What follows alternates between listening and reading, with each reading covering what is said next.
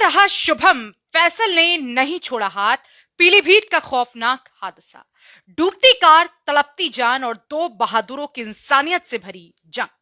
पीलीभीत के टनकपुर हाईवे पर गोहनिया चौराहे के पास सोमवार के दोपहर एक ऐसा हादसा हुआ जिसने मौके पर मौजूद सैकड़ों लोगों की सांसें रोक दी। तेज रफ्तार से आ रही एक कार अचानक अनियंत्रित होकर सीधे तालाब में जा गिरी।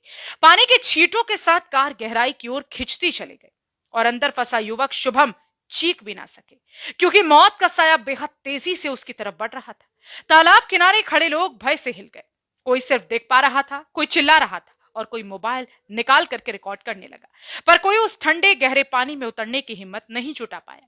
तालाब की काली लहरें कार को निगलती जा रही थी और हर बीतते सेकंड के साथ शुभम की उम्मीदें भी डूब रही थी। इसी दौरान तालाब के दूसरे छोर पर अपनी छोटी नाव में बैठा फैसल मछलियां पकड़ रहा था। अचानक उसकी नजर डूबती कार और तैरते खौफनाक सन्नाटे पर पड़ी। उसने एक पल भी नहीं सोचा, नाव को मोड़ा और पूरी ताकत से चप्पू चलाते हुए कार की ओर बढ़ गया।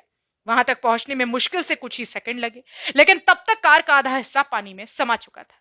फैसल ने बिना देर किए कार का दरवाजा खोलने की कोशिश की। पानी का दबाव बहुत ज्यादा था, पर उसने हार नहीं मानी। अंदर फंसा शुभम घबराहट में था, सांसें तेज चल रही थी और कार तेजी से डूब रही थी। फैसल ने आवाज लगाई, घबराना मत भाई, मैं हूं, मैं छोड़ूंगा नहीं। उसकी आवाज में भय कम, भरोसा ज्यादा था। कार अचानक जोर से हिली और अगले ही पल पूरी तरह पानी में समा गई। उसी झटके में फैसल की नाव भी पलट गई। अब वो भी तालाब की खतरनाक गहराई में था, लेकिन उसने शुभम का हाथ नहीं छोड़ा। पानी में किसी को थामे रखना आसान नहीं होता, पर फैसल दोनों हाथों से शुभम को खींचता रहा और उसे सतह की तरफ ले जाने की कोशिश करता रहा। माहौल में चीखें बढ़ गई, लेकिन तालाब के किनारे खड़े लोग ठिठक गए, किसी के कदम आगे न बढ़ सके। इसी बीच सड़क से गुजर रहा दिनेश रुक गया। उसने देखा कि पानी में दो जिंदगी संघर्ष कर रही है, एक डूबने से, दूसरी उसे बचाने की कोशिश में। दिनेश ने एक सेकंड भी नहीं गवाया और सीधे तालाब में छलांग लगा दी। अब पानी में 3 लोग मौजूद थे, 2 बचाने वाले और एक जिसे बचाया जाना था। दिनेश ने शुभम के दूसरे हाथ को पकड़ा और फैसल के साथ मिलकर उसे बाहर की तरफ खींचने लगा। तालाब की मिट्टी फिसलन भरी, पानी ठंडा और गहराई विश्वास तोड़ देने वाली थी, लेकिन दोनों ने हार नहीं मानी। कुछ मिनटों की दिल दहला देने वाली जंग के बाद आखिरकार वे शुभम को किनारे तक पहुंचाने में सफल हो गए। शुभम बेहोशी की हालत में था, पूरा शरीर कांप रहा था, लेकिन जिंदा था। और ये जिंदगी 2 अनजान लोगों की इंसानियत का नतीजा थी, जिन्होंने न धर्म देखा, न जात, सिर्फ दम तोड़ती एक जान को देखा।